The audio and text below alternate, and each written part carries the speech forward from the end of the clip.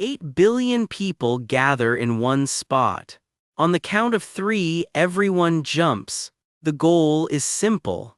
A collective effort to push the Earth out of its orbit, one giant synchronized leap to shift a planet. This is an exceptionally bad, doomed plan. First, the logistics are a nightmare.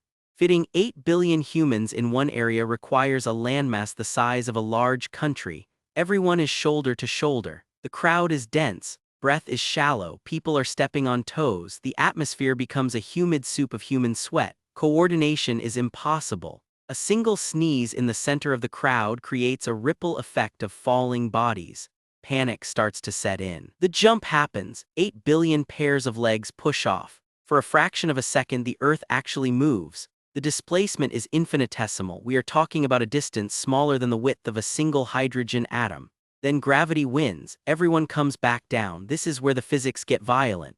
A billion tons of human biomass hitting the ground simultaneously creates a seismic event.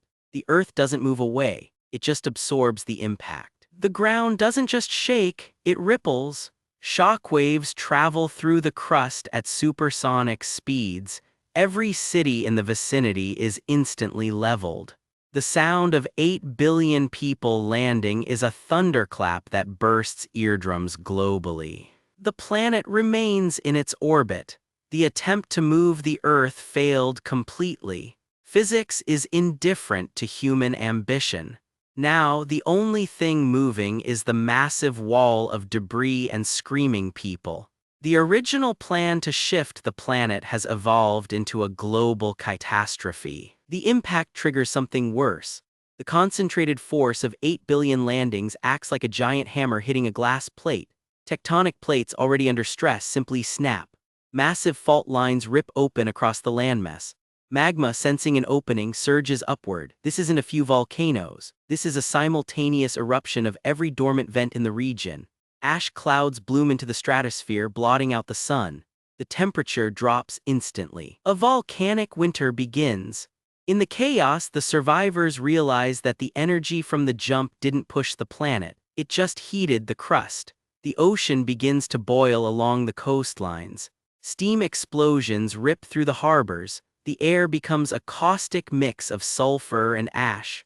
Breathing is now a luxury for the very few who didn't land on someone else. The seismic ripples don't stop at the coast. They travel through the mantle, refracting and amplifying. Every major city on the other side of the world experiences a magnitude 9 earthquake. Skyscrapers sway and snap like dry twigs. Submarine cables are severed, killing the internet. Satellites watch as the lights of civilization wink out in rapid succession. The atmospheric shockwave from the jump creates a global sonic boom.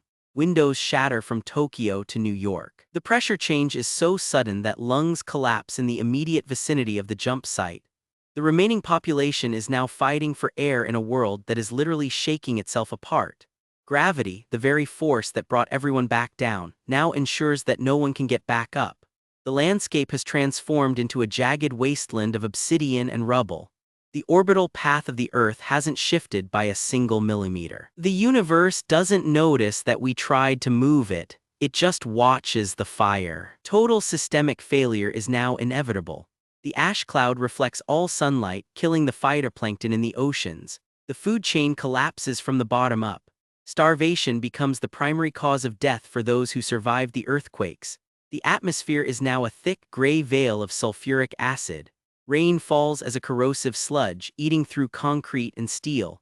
The survivors huddle in the ruins, wondering why they thought jumping would help. The sheer stupidity of the plan becomes the only lasting legacy of the human race. In the final hours, the remaining pockets of humanity attempt to organize.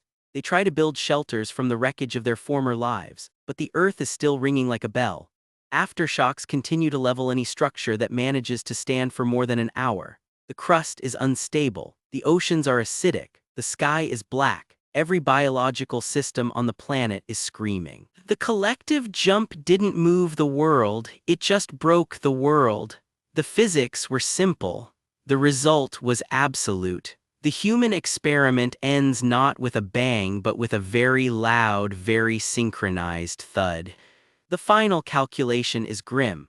The Earth moved technically, but it moved back exactly as far as it went forward. The net displacement is zero. Total casualties reach 8 billion. The global economy has ceased to exist. There are no more banks, no more governments, no more internet memes. The only thing left is a very quiet, very cold planet. The attempt to shift the world resulted in the complete erasure of the people living on it. Science wins. Human ego loses. However, there is one remaining issue. The insurance companies have spent weeks reviewing the claims. They eventually determine that a synchronized global jump constitutes a pre-existing condition. Therefore, the total loss of all property and life is not covered under the standard policy. This was a waste of 8 billion lives. Subscribe to the What If Club to help us find more efficient ways to accidentally destroy the entire solar system. See you next time.